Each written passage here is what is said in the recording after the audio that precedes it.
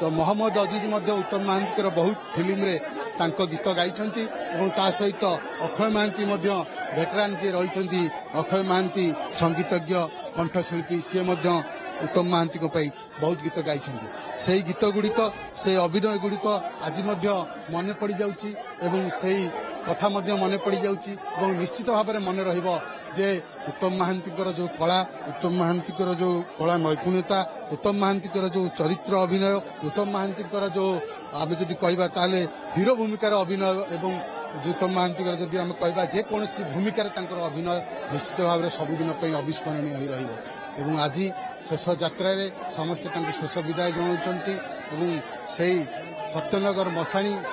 मशाणी रे समस्ते आसी पहुंचुंट समस्ते मोबाइल को ऑन करी रखिछंती मोबाइल कैमेरा रे से समय दृश्य को कैद करने को चाहते प्रिय मनुष्यर से शेष कृत्य को निज कैमेरा रे कैद करने को चाहते केवल कलाकार नुहंती टेक्नीशियन को कथा कहतु लाइट बॉय कथा कहतु स्पॉट बॉय को कथा कहतु एवं जदि आम देखा ताले जो मैंने प्रोडक्शन हाउस रे काम करुछंती जो मान को कहीं चिन्हती नहीं जो मान को कहीं जानती नहीं जो मान को कहीं पचारती नहीं किंतु तांको कांधरे सबू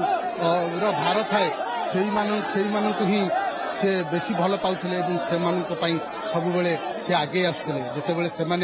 असुविधा पड़ती जितेबाला से कौन प्रकार आर्थिक दुर्बलता देखा दिए जितेबाला कौन गोटे संकट आसे से उत्तम महांती पाखे ठिया हुई से होउछंती उत्तम महांती कारण ना जमी उत्तम महांती से प्रकृत में उत्तम जहाँ साथी कलाकार मैंने जो मैंने सहित काम कर जो मैंने सहित अभिनय कर से जदि आम कहवा खलनायक चरित्र कथा कहतु अबा जदि क्यारेक्टर रोल कथा कहतु समस्त कथा कहतु निश्चित भाव में कहीपर उत्तम महांती समस्त गोटे से व्यक्तित्व थे से व्यक्तित्व जेहेतु आज आम हरइचे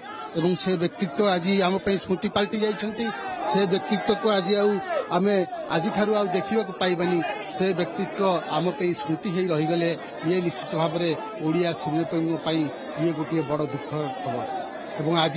जितेबाला समस्त सकाळु से टीवी पर्दा को अनै रही मोबाइल को अनै रही केतेबेले उत्तम महांती प्रिय मनीष आसी पहुंचे विमान बंदर रे एवं तापरे से जाई पहुंचे घर जगन्नाथ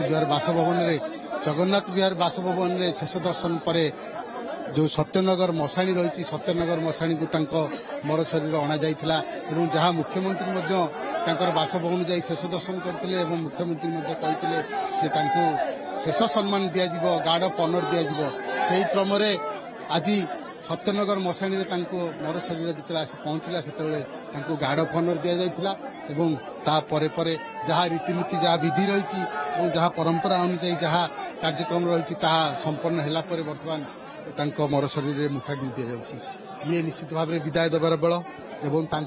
परिवार को भगवान सहाय हुंतु जो मानकर अनुगामी रही जो मैंने भल पाउछंती से बर्तमान शेष दर्शन कर शेष विदाय जाऊँ मुझे कहती समस्त शेष ठिकाना यही श्मशान से श्मशान आज उत्तम महांती सबुदिन आम पाखु चलीजे उत्तम महांती सबुदिन स्मृति हो रही जो कालजयी जो अभिनय एवं कालजयी जो कला नैपुण्यता ये निश्चित भाव कहीं जनमास सबुदिन अमर हो रही अच्छी कारण यही जगार ही समस्त उत्तम महांती अमर रहे उत्तम महांती अमर रहे से ही नारा दौरान जो मैंने भल पाँच जो मैंने आसि प्रिय मनुष्य को देखापी टिके झलक पाइबापी कारण आउ देखिपारे उत्तम महांती को आउ से प्रिय हीरो को सी देखिपारे कारण 40 वर्ष धरी जी ओडिया सिनेमा जगत को बहु अनन्य कृति सब भेटी दे जाइछंती एवं केवल ओडिया सिनेमा नुहे जदि आम देखा बंगाली सिनेमा रे मध्य से अभिनय करिसेंती एवं गोटे हिंदी सिनेमा रे मध्य से अभिनय करिसेंती एवं तांकर अभिनयर जादू एवं अभिनयर छाप सबुबले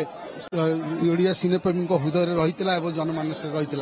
आम अनुभव करूँ जितेबले उत्तम महांती कौन फिल्म जितेबले प्रेक्षालय पड़े जिते सिनेमा हॉल रे पड़े से सिनेमा हॉल सब हाउसफुल हुए एवं उत्तम महांती डायलॉग डेलीवरी कथा कहतु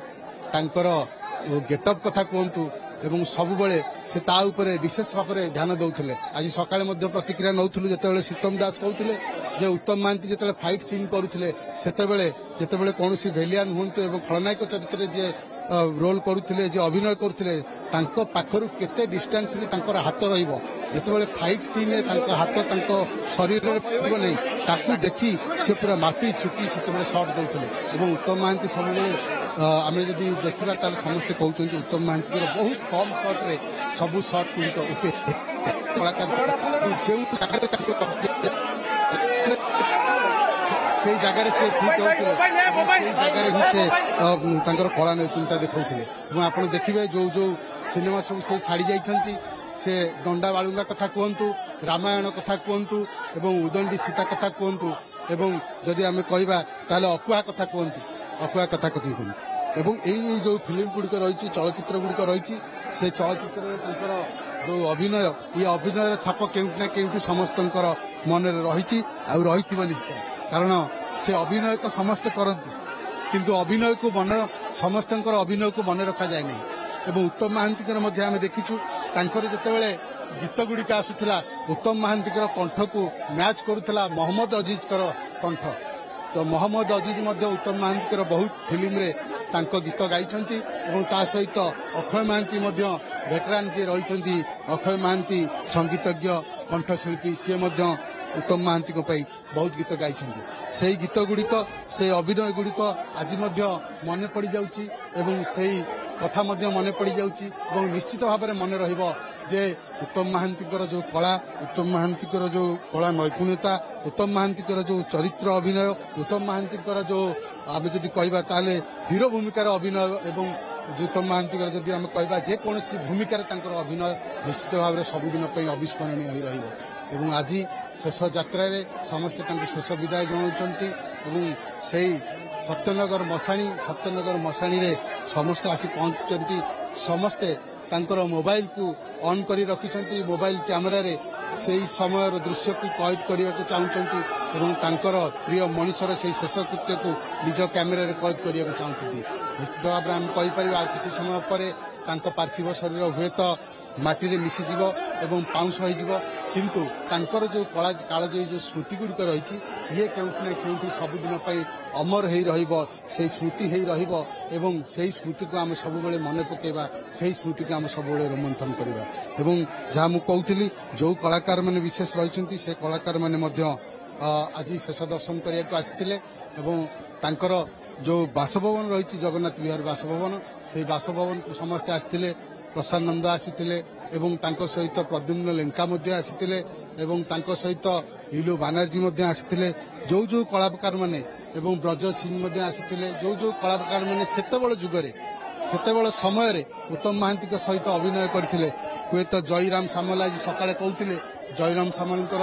ଅସୁସ୍ଥତା ରହିଛି ତା ବାଦ ମଧ୍ୟ ସେ ଗଣମାଧ୍ୟମକୁ ସାମ୍ନା ଆସି କରିଥିଲେ ଏବଂ ଉତ୍ତମ ମହାନ୍ତିଙ୍କ ବିଷୟରେ ସେ ଦୀପଦ କହିଥିଲେ ତାଙ୍କୁ ଧନ୍ୟବାଦ ଦେବାକୁ ପଡ଼ିବ ଏତେ ବୟସରେ ଅସୁସ୍ଥତା ସତ୍ତ୍ୱେ ଉତ୍ତମ ମହାନ୍ତିଙ୍କର ଯେଉଁ ସ୍ମୃତି ସବୁ ରହିଛି ସେ ସ୍ମୃତିକି ଆଜି ଜୟରାମ ସାମଲ ଗଣମାଧ୍ୟମ ଆଗରେ ପ୍ରକାଶ କରୁଥିଲେ ସେହି ପୁରୁଣା ଦିନର ସ୍ମୃତି କିଭଳି ଭାବରେ ଉତ୍ତମ ମହାନ୍ତି ଖାଇବାକୁ ଯେତିକି ଭଲ ପାଉଥିଲେ ଖାଇବା ରୋଷେଇ କରିବା ପାଇଁ ସେତିକି ଆହୁରି ଭଲ ପାଉଥିଲେ